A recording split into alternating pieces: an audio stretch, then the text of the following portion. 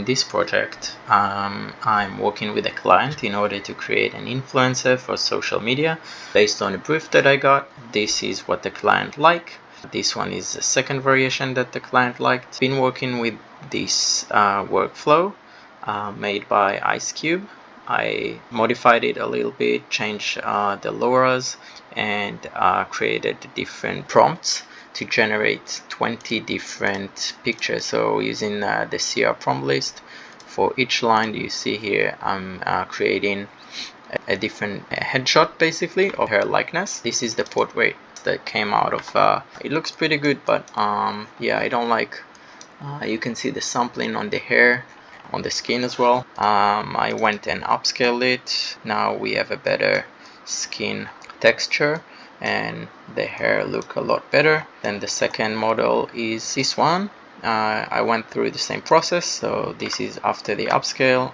The client liked that, so we went through and generated a data set in order to train the LoRa. The problem that I faced, I've been using two different upscalers. One is the Seed VR2 upscale and another one is the Z image. So basically the Seed VR2 gives very good results, but as soon as I'm generating a big variation of photos and a bigger data set and has a different perspective, a long shot and a mid shot, then we start lose detail, and you can see that she's not really similar our first model. Yeah, we're not getting a good result. This is what we get from the dataset generator. Basically we get something with the same proportions, but it's not similar at all. As soon as I upscale it with the Seed VR2, we do get more details and high fidelity photos compared to dataset generator, but yeah, it's not the same person. Then I've used the Z image upscale, a workflow that I've built. You can see way better results that look a lot more like our model. I can show you actually the same. Let's see, this is what we got before the upscale and after the upscale.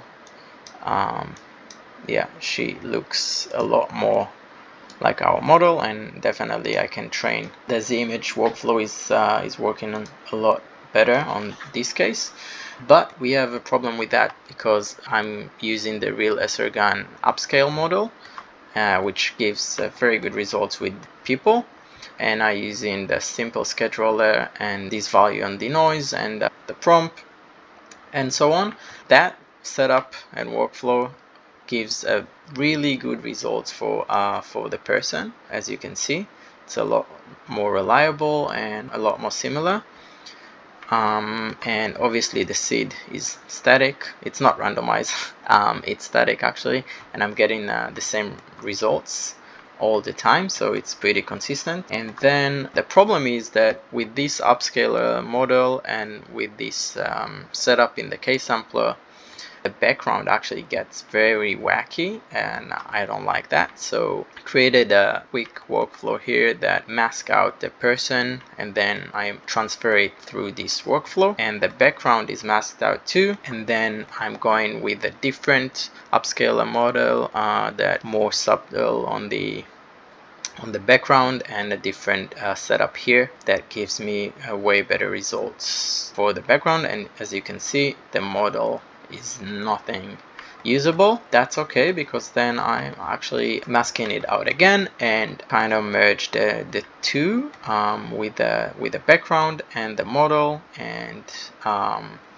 yeah, I've used the mask blur and the mask smooth, and yeah, I did some manipulations on the mask in order to because initially when I combined the two pictures, I had a really rough edges around the model, and especially in the hair it was really bad. And with this specific workflow and the mask manipulation that I created, it works like 90% of the time. I don't need to change that, and even when we have like a messy hair, for example like here, you wouldn't be able to see the background, and the edges are very nice. Yeah, we don't see a lot of artifacts here, so it's working in 90% of the time, and then there's a 10% that I need to actually refine the mask. But yeah, that's about it. Then we'll move forward to the LoRa training, and we'll create some content for social media for our client.